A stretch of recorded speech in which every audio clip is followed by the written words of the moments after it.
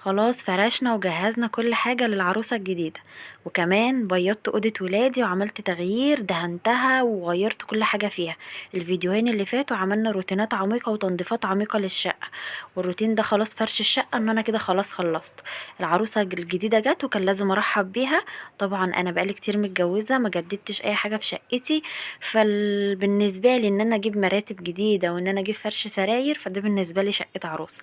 انا فرشت شقتي الحمد لله وخلصت كل حاجه، وكمان دهنت اوضه ولادي وغيرتها تغيير جذري. ناقصني فيها شويه حاجات كده اعملها لكم في الروتين جاي ان شاء الله، بس لما الحاجه اللي انا حاجزاها دي تيجي باذن الله هصورها لكم برضو. بس انا فرشت، انا خلصت كل حاجه. ده يوم الفرش بقى. السجاد ده انا كنت غسلاه امبارح ونشف عشان هستخدمه، فدخلت كده ايه بالاوضه بتاعتي باذن الله بدات بيها. إيه طبعا حنفي في كل حته انا بخشها بلاقيه لازق فيا كده وقاعد جنبي فقعدت العب معاه شويه، وبدانا بقى ان احنا نخلص. النهارده هيكون باذن الله روتين فرش السراير اللي هو الجديد، إيه مسح بقى الارضيات وتلميع البلكونات التسريحه اللي هو خلاص انا خلصت فانا هفرش. فلما بنيجي نفرش بنعمل ايه؟ ان احنا بقى بنلمع ازاز، بنلمع خشب، بنمسح ارضيات بكلور، وبعد لما بنفرش بنرجع نمسحها تاني. لمعت التسريحه وعملتها، ولما الخشب ده حلو قوي بيدي ريحه حلوه انا بحب ريحته، وكمان بيلمع الخشب بيخلي فيه لمعه الجديد كده. انا تعبت جدا في الشقه فهحافظ على ان شاء الله، يعني انا بحافظ بس انا ولادي مهملين جدا. بس انا من ساعه ما فرشت وانا كل شويه اي حاجه بتحصل في الشقه اقوم جايه ماسكه الشرشوبه المع، اخش على البلكونات المعها. ففعلا بعد التعب اللي انا شفته كان لازم ان انا احافظ على اللي انا عملته او اللي انا وصلت ليه. انا فعلا روقت الترويقه السنويه اللي احنا بنروقها قبل رمضان، اللي هي شلت الصحارات، مسحت تحت الصحارات، يعني عملت حاجات كتير.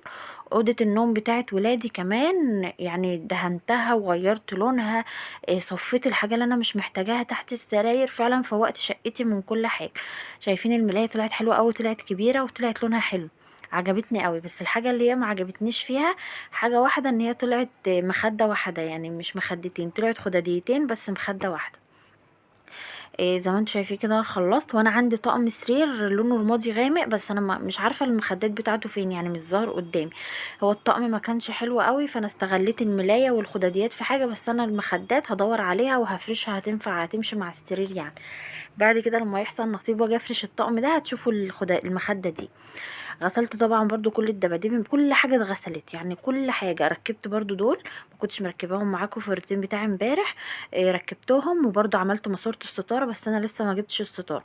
انا خلصت الاوضه دي من ناحيه ان انا فرشت السرير ومسحتها وفرشت برضو سجاده على الارض وكده، بس لسه في الستاره انا ما عملتهاش عشان الستائر اللي عندي مش هتمشي مع الاوضه.